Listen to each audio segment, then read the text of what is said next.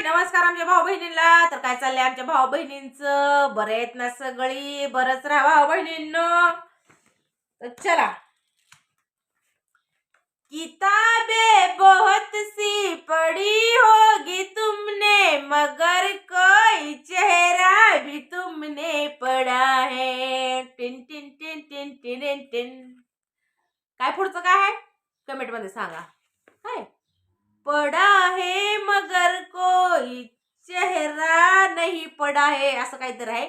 तर जे काय असेल ते तुम्ही सांगा मला भाऊ बहिणींनो.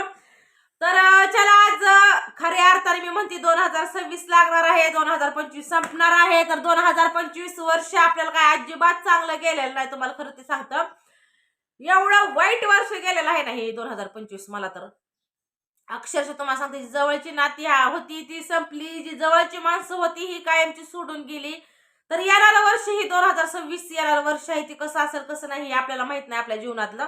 पण त्यातून सुद्धा आपण आनंदी राहण्याचा प्रयत्न करायला, स्वतःसाठी जगण्याचा प्रयत्न करायला. जिथं आपल्याला दुःख आहे, जिथं आपली काही रिस्पेक्ट नाही, आपली जिथं किंमत नाही, तर त्या माणसापासून 10 हात लांब राहून मी आपलं जीवन जगायचं मी चालू करणार आहे भाऊ बहिणींनो. मग दुनियाच्या नजरेमध्ये कितीही वाईट ठरलो, किती आणि कितीही ते म्हणतात का नाही, काय त्याला म्हणतात राव, किती बी वाईट ठरलो आणि किती बी काय झालं ना, तरी तुम्हाला सांगते ह्या समाजाचा विचार काय मला करायचा नाही. मला जगायचंय, ही माझं जीवन जगायचंय आणि माझं जीवन मी जगणार. लग्नाच्या नंतर नाही ना म्हणत, एक 10-11 वर्ष मी माझं पाण्यात घातलेलं आहे. ते मी माझं असं 10-11 वर्ष माझं तुम्हाला सांगते व्यर्थ झालं, वेस्ट झालं माझ्या लाईफ मधलं वर्ष. तर चला, मी जीवनाची सुरुवात करणार आहे. तर तसंच मी काल माझा नवरा तर इथं आलेला होता, तुम्हाला माहितीच होतं. मी एक व्हिडिओ टाकला होता तुम्हाला, कारण की सहसा तर मी व्हिडिओ बनवत नाही, पण माझे व्हिडिओ येत राहणार तुम्हाला. आणि काय महत्वाची जी अपडेट असते, जी महत्वाच्या काय गोष्टी असतात, हे माझ्या भावा बहिणीला सांगणं पण तितकंच गरजेचं असतं. कारण की सोशल मीडियावरती आहे मी. सोशल मीडियावरती असल्यामुळं तुमच्या म्हणजे तुम्ही माझी फॅमिली आहे, युट्यूब फॅमिली. तर तुम्ही माझी फॅमिली, मी तुमची फॅमिली. तर तुमच्यापासून काय गोष्टी नको धरून ठेवायला म्हणून सांगण्याचं एक तात्पर्य म्हणून काय विषय झाला तुम्हाला सांगते. माझा नवरा आला होता, माझा नवरा आला, एक रात्र थांबला, गेला, परत माघारी गेला. म्हणजे कसं आम्हीच गेलो बरं का. तर ते कशासाठी गेलो भाऊ बहिणींनो, इथं माहेरमध्ये येऊन राहिलेले आईच्या घरात तुम्हाला माहितीच आहे. आता काय भाऊ बहिणींचं म्हणणं आहे की तुझ्या डोक्याला सारखं टेन्शनच असतं आणि नवरा नेहला आल्यानंतर तुला टेन्शन येतं. तर पहिली गोष्ट, माझा नवरा मला नेहला आला नव्हता. दुसरी गोष्ट, जरी माझा नवरा मला नेहला आला तरी मी तिथं जाणार नाही.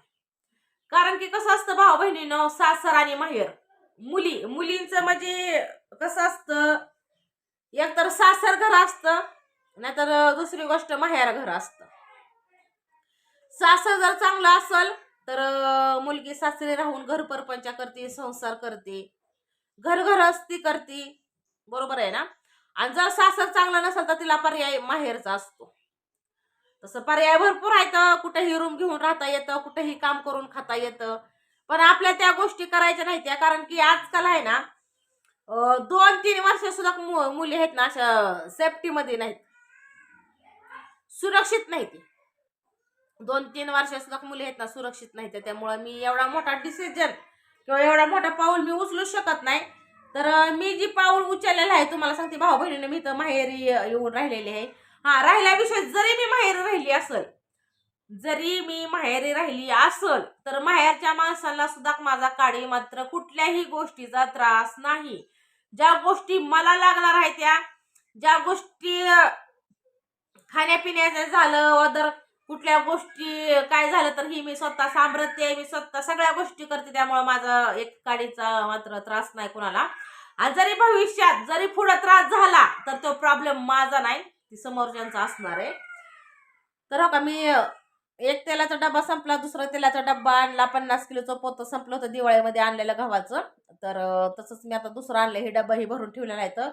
तर कसं आहे, 4 दिन की जिंदगी है, जी भर के जी लो, बरोबर आहे ना. कब किसका द एंड होगा कुछ किसी को मालूम नाही. एक तर या 2025 मध्ये पटापटा पटापटा माणसं मारायला ती.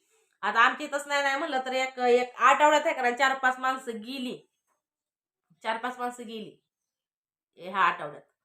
त्यामुळे माणसाचा आहे ना ही घडीचा भरोसा नाही. म्हणून आपलं जीवन आहे ना, हे जीवन जगत राहायचं, खाऊन पिऊन राहायचं. आणि जिथं ज्या माणसांना आपल्यामुळे टेन्शन होतंय, ज्या माणसांना आपल्यामुळे टेन्शन होतंय किंवा आपल्यामुळं जर काही त्यांच्या लाईफ मध्ये जर काय गोष्टी वाईट घडत असतील किंवा आपल्या कुठल्या तरी गोष्टींचा त्रास होत असेल तर त्या माणसांपासून लांब राहिलेलं कधी पण चांगलं आहे. बरोबर आहे ना? तशाच गोष्टी तुम्हाला सांगते मी. एक 10-11 वर्ष झालं मी काढलं भाऊ बहिणीनं, पण आता बास. कसं असतं, संधी देण्याची बी काही लिमिट असती, सहनशक्ती करण्याची बी काहीतरी लिमिट असती. आणि हा समाजाचा विचार करून जर सगळ्या गोष्टी केल्या तर जगणं ही मुश्किल आहे. कसं आहे, माणसं जगू बी देत नाही ती आणि मरू बी देत नाही ती. बरोबर आहे ना? गाढवावर पण बसू देत नाही ती आणि पायी बी चालू देत नाही ती. तर काल गेली होती. काल गेल्यानंतर तुम्हाला सांगते मी, माझं जे काही पसार आहे अर्धा घेऊन आली मी. आता तिथं कसं असतं भाऊ बहिणीनं, जिथं आपली गरजच काय नाही, जिथं आपली गरजच काय नाही तिथल्या माणसाला आपला काळे मात्र काही फरक पडत नसतो. आणि तुम्हाला सांगते काय अडवण्याच्या काही गोष्टी असतात किंवा काय असतात त्यावेळी आपल्याबरोबर झाले नाही. फक्त मला इतकंच म्हणण्यात आलं की तुझं घर आहे, कुठल्याला कुठं सोडून जाते. आता घर काय डोक्या घेऊन नाचायचंय का मला भाऊ बहिणी? तिथं तुम्हाला सांगते माणसांचा व्यवहार पण आपल्याबरोबर व्यवस्थित पाहिजे, माणसाचा व्यवहार पण आपल्या संग चांगला केला पाहिजे, आपल्याबरोबर जी वागणूक आहे ही पण चांगली झाली पाहिजे. दुसरी गोष्ट तुम्हाला सांगते, बऱ्याच काही गोष्टी अशा माझ्या मनात आहे त्या सांगायसारख्या, पण वेळ आल्यानंतर मी नक्कीच ती बोलून दाखवेन किंवा सांगेन. पण आता आहे ना, आता जी मला जे बोलायचं ही मी तुम्हाला बोलणार. तर तुम्हाला सांगते बघा, ही मशीन आहे. मी मशीन आणली. कसं आहे, मला आठवड्यातनं, महिन्यातनं, 15 दिवसातनं एक जर इथं ब्लाऊज आला शिवायसाठी किंवा काय झालं तर तेवढाच माझा खर्च पाणी भागल. दुसरी गोष्ट, ही मशीन जी आहे ही माझ्या नवऱ्याने घेतलेली होती. आता मी नवऱ्याची मशीन जरी उचलून आणलेली असेल ना तर भाऊ बहिणींनी मी काय म्हणजे त्यांनी काय उपकार नाही ते केलेलं माझ्यावरती की मी मशीन उचलून आली. 10-11 वर्ष झालं माझ्या लग्नाला. 10-11 वर्ष काय, आता बऱ्याच काही गोष्टी आहेत त्या माझ्या तोंडापर्यंत येते ते, पण ती मी बोलू शकत नाही. परत तुम्ही काय म्हणताल की योगिता ताई कसली बोलतीये, बरोबर आहे का नाही? बऱ्याच माझ्या जी बहिणी आहेत ती माझ्या बहिणी काय म्हणतात की अगं योगिता ताई असं नको बोलू, जाऊ दे, तुला तुझं जीवन जगायचं तर जग. जी माझी चांगली बहिणी आहेत ती मला बोलू शकतात हा. म्हणून ते काय गोष्टी आहेत ना त्या मी जिबीला असा म्हणतात ना असा आळा टाकलेला आहे, त्यामुळे मी काय गोष्टी कंट्रोल करते, बोलू शकत नाही. पण असू द्या, जी काय गोष्ट आहे ही मी तुम्हाला सांगते. तर मी काल गेली, माझ्या सासरी गेली आणि तुम्हाला सांगते जे महत्वाचं सामान आहे जे मला लागणार हे मी घेऊन आलेले. तर ही मशीन आणलेली आहे मी बघा, हे का दिसती तुम्हाला, दिसत असेल तुम्हाला मशीन. तर ती अशा पद्धतीने मी तिथं जोडलेली आहे. पण त्याला काय होतंय, वायर कमी पडती आणि ती त्याची जी पिन जी असते ना, ही पिन तुम्हाला सांगते तुटली पिन त्याची. आता त्याला पिन तुटलेली आहे. तर आता आवी जर आला ना, आवी गेलाय कामाला गेलेला आहे आवी. तर आवी आल्यानंतर त्याला केबलची वायर ही असती, तर काहीतरी जुगाड करावा लागेल त्याला. नाहीतर मशीन आणली ती पिन जोडल्या इथं चिटकून मारायची मी, असं काय होऊ नये. कारण की करंट आहे, सगळं लोखंड आहे आणि एकदा करंट आल्यानंतर बऱ्याच काही गोष्टी अवघड घडू शकतात. आता काम झाल्यानंतर ना मी तुम्हाला सांगते ती जी पिन ही आहे ही मला काढून ठेवावी लागेल, किंवा बटन कधी चालू असतं कधी बंद असतं कंटिन्यूली, तर आपण बंद नाही ठेवू शकत. कधी कधी आपल्या लक्षातून जातं, त्यामुळं बंद होईल न होईल चालूच राहील. तर लहान लेकर आहे ती, झाला विषय ती मायरोचा किंवा ती ह्याचा समर्थाचा, ती येत्यात कुठं ती पिन असते मग त्याला चमचा प्रकार असतो तो, त्यानं दाबलं कुठं काय झालं, मशीन चालू झालं तर हे काहीतरी दुष्काळ 13वा महिना होऊन बसल. त्यामुळे आहे ना, जे काय करायचं हे आपल्याला काळजीनुसार सगळ्या गोष्टी कराव्या लागणार आहेत. तर असं त्या भाऊ बहिणींना का मी आणलेली आहे ही मशीन आणलेली आहे. त्याबरोबरच मी भरपूर काय अशा गोष्टी पण माझ्या जी मला लागणार आहे ह्या गोष्टी मी घेऊन आलेले. तर ही पण मी तुम्हाला नक्की दाखवणार काय काय आणले काय नाही आणलं. तर आता सकाळी पाणी नव्हतं, पाणी भरलं. आता सकाळपासून माझा याच राडा चाललाय माझा काढायचा. तर आता आवारती राडा ही पसारा व्यवस्थित सगळ्या साड्या बिड्या ठेवती क्लिअर खट मध्ये. यात्रा आली 5 दिवसाव, तर लय लोच्या डोक्याला झाला काय तुम्हाला सांगायचंय. तर चला मग घ्या सगळ्यांनी आपली काळजी, भेटू आपण पुढल्या व्हिडिओ मध्ये नक्कीच.